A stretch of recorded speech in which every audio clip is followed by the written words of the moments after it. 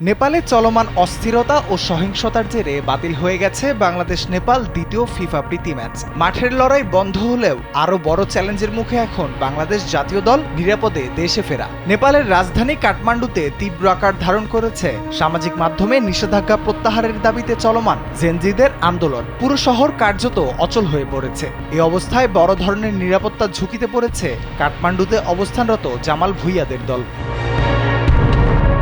বাংলাদেশ দলের ম্যানেজার আমির খান জানিয়েছেন, সোমবার বিকেলে নির্ধারিত সময়ে হোটেল ছাড়ার অনুমতি পর্যন্ত পায়নি লাল সবুজরা। তখন দেখলাম যে নেপাল টিমও আমাদের সাথে ছিল। তারা যখন বের হলো, তারা বের হয়ে ট্রেনিং এ যে ওরাও ফিরে আসতো। তো যখন তারা ফিরে আসছে, আমরা দেখলাম যে ওই সিচুয়েশন নাই। আমি যখন এম্বাসি প্লাস আমাদের বিএফএফ এ প্রেসিডেন্ট এবং জেনারেল সেক্রেটারির সাথে কথা বললাম, আমরা ইনশিওর করলাম যে আমাদের সিকিউরিটির ব্যাপারে যদি এরকম হয়, সেই সিকিউরিটিতে ক্লোজ ডোরে তারা যে খেলার একটা প্ল্যানিং করছে, সেই প্ল্যানিং এ আমাদের যাওয়া ঠিক হবে না। এই পরিস্থিতিতে এখন সবচেয়ে বড় প্রশ্ন, জামাল ভুঁইয়ারা কবে এবং কিভাবে দেশে ফিরবেন। বাংলাদেশ ফুটবল ফেডারেশন বিষয়টিকে সর্বোচ্চ গুরুত্ব দিয়ে দেখছে।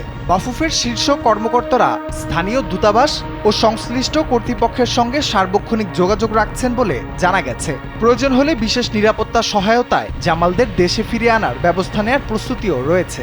পরিস্থিতি স্বাভাবিক না হওয়া পর্যন্ত তারা হোটেল ছেড়ে বের হতে পারছেন না। এখন বাফুফে ও সরকারের সক্রিয় উদ্যোগেই নির্ভর করছে জামালদের নিরাপদে দেশে ফেরা। রাফিউল ইসলাম রাতুল, কালবেলা।